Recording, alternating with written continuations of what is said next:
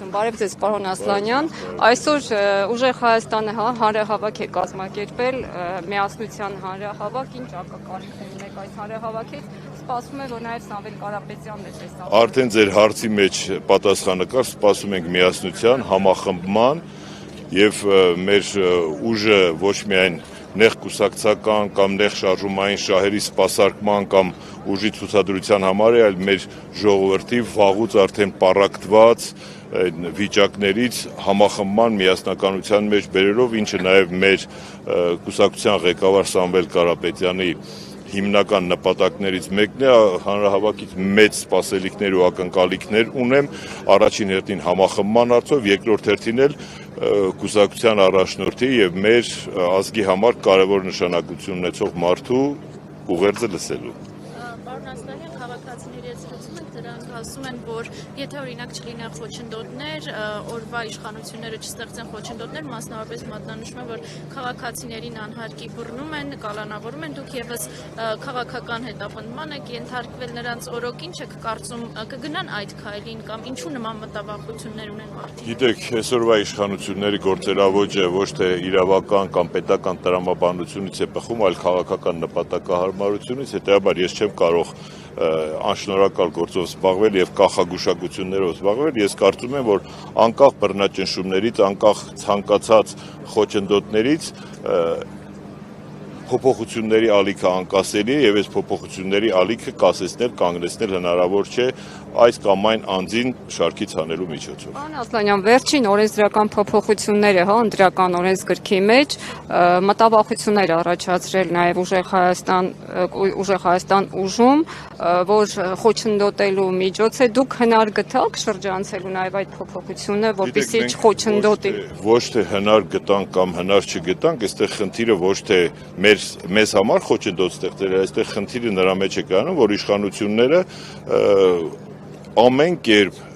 ցանկացած օրենք, ընդունված կարգ, ավանդույթ, եվրոպական տարբեր կառույցների կողմից ընդունված դեկլարացիաներ շրջանցելով, իրենք ընտրությունների նախօրյակին կարելի ասել ամսուկես 2 ամիս առաջ ընտրական սահմանադրական օրենքի մեջ փոփոխություններ են կատարում, ստեղ էական չի, թե իրենք ինչ փոփոխություն եւ ում համար են, բնականաբար ակնհայտ է, որ այդ փոփոխության բացասական, այսպես ասած, շահառուն մեկ անուն է Հայաստանի Հանրապետություն, դա Սամվել Կարապետյանն է, բայց հենց դրանով իսկ իշխանությունները ցույց են տալիս, որ այդ անունը ընտրական ցուցակներից հանելը կամ դաշինքը թողնելը առանց Սամվել Կարապետյանի անվամբ ամեն դեպքում որևէ կերպ չի խոչընդոտելու Սամվել Կարապետյանի սրընթաց վերելքին, նրա հեղինակության բարձրացմանը ու որևէ կերպ դրան ես խոչընդոտի աշկերով որպես ուժեղ Հայաստան ուժի ներկայացուցիչ չեմ համարում։ Ուղղակի այստեղ խնդիրն է, որ իշխանությունը ամենաթողության իրավական պրակտիկայի վրա թքած ունենալու արվեստը միշտ բանացնելով ինչ որ օրենսդրական կամ այլ փոփոխություններ է կատարում, ին վերաբերել է անցել այդ փոփոխությունները 21 թվականին, երբ որ հապշտապ կարգով մի քանի օրենքներ փոխեցին, որպեսզի կարողանան փորձեցին բանաձորում ինչ որ բան անեն, չստացվեց։ Հիմա էլ չի ստացվելու, այս ալիքը անկասելի է, փոփոխությունները Սամվել Կարապետյանի հետ չունեն այլընտրանք։ Անդրադարձել եք այդ ամենայնիվ այսօր Նիկոլ Փաշինյանը Վանաձորում էր, մենք տեսանք մի քանի դեպք, երբ քաղաքացիները չընդունեցին, նրան ընդհանուր ինչպես է տրամադրվածությունը Վանաձորում։ Գիտեք ինչ, Նիկոլ Փաշինյանը համընդհանուր հեղինակություն չէ, որ նրան բոլոր տեղերում քաղաքացիները ընդունեն կամ չէ, բնականաբար ընդունողներ կլինեն, չընդունողներ կլինեն, հիմա նախընտրական եռուզեռը պրոցեսներ են տեղի ունենում, այս գործողություններին վերաբերվեք նորմալ եւ հունիսի 7-ին Հունիսի 8-ի առավոտյան արդեն բոլորով միասին մենք կարողանանք փոփոխություններով լի Հայաստանում, հույսով ու ապագայով լի Հայաստանում եւ կապ չունի այսօր ում են ընդունում, ում չեն ընդունում։ Ասլանյան, ընդդիմադիրներին կհաջողվի միանալ հաշվի առնելով, որ հայակվեն եւ միասնության թևերը հայտարարեցին, որ բաժանվում են նաեւ ՀԱԿ-ը հայտարարեց, որ բանակցությունները արդյունք չեն տվել ուժեղ Հայաստանի հետ։ Գիտեք, ընդդիմության միանալ ասել շատ հարաբերական հասկացություն է, ես այլ դաշինքների, կուսակցությունների ու թևերի գործողությունները մեկնաբանելու ոչ լիազորություն ունեմ, ոչ էլ նման ինձ իրավունք եմ վերապահում, ամեն ուժ, կուսակցություն, կարծում եմ առողջ բանականությամբ օժտված ցանկացած Հայաստանի Հանրապետությունում գործունեություն ծավալող անձ, անհատ եւ կուսակցություն պիտի ճիշտ հաշվարկի իր քայլերը, պիտի հերթական անգամ մենք չգնանք փոշիացման ճանապարհով եւ կարծում եմ մենք հենց այդ ուղու վրա ենք, տարբեր կուսակցություններ հայտնի ու քիչ հայտնի արդեն հայտարարել են նախապատվությունը այլ քաղաքական ուժերի տալու մասին եւ իրենց ընտրությունների չմասնակցության մասին, կարծում եմ դրանք կհետևեն, դա էլ է միացում հենց ընդդիմության միացում չի նշանակում միասնական ցուցակ կամ ինչ-որ անհասկանալի միավորումներ, ընդդիմության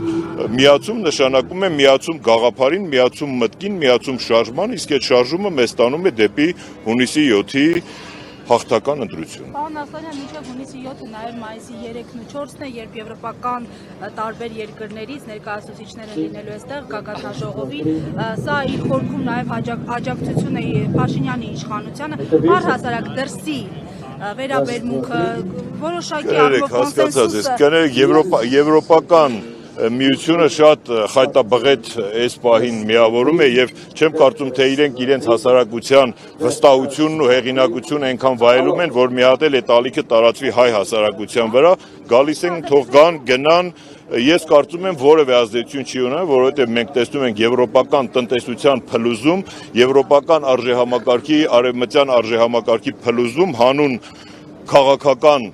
կարճաժամկետ շահերի եւ թքած ունենալով մարդու իրավունքների, դեմոկրատիայի սկզբունքների վրա աշխարհի տարբեր երկրներում տեսել ենք նրանց երկակի ստանդարտների վերաբերմունքը, հայ հասարակության վրա դա մեծ ազդեցություն չի ունենա, որովհետեւ նրանք փլուզել են ամբողջ եվրոպական տնտեսությունը հանուն սին գաղափարների, հանուն ընդամենը ռուսատիացության։ Այստեղ ես չեմ կարծում իրենք կարող են որևէ եղանակ փոխել, իսկ մերեն քաղաքացիները, որոնց համար այսպես ասած այդ եվրոպական չգիտեմ, վարդագույն երազանքը ինչ որ Եվրոպայի վիզա ստանալ գնալու մեջ է կայանում, այսօր էլ ցանկացած մարդ կարող է գնալ Եվրոպա եւ եթե Եվրոպայում դու երկարաժամկետ անելիք չունես, մասնագիտություն չունես, աշխատանք ու ստանդարտիզացված չես եվրոպական տնտեսությանը, դու Եվրոպայում որևէ մեկը չես։ Գոնե Հայաստանի Հանրապետությունում կներեք քո հարևանը, բարեկամը քեզ կօգնի, Եվրոպայում որևէ մեկը որևէ մեկին չի օգնի հենց այնպես։ Այնպես որ ես կարծում եմ դրանք ուղղակի PR ակցիաներ են միջազգային հանրության համար, ավելի շատ տարածաշրջանային, չգիտեմ ինչ շարժեր են,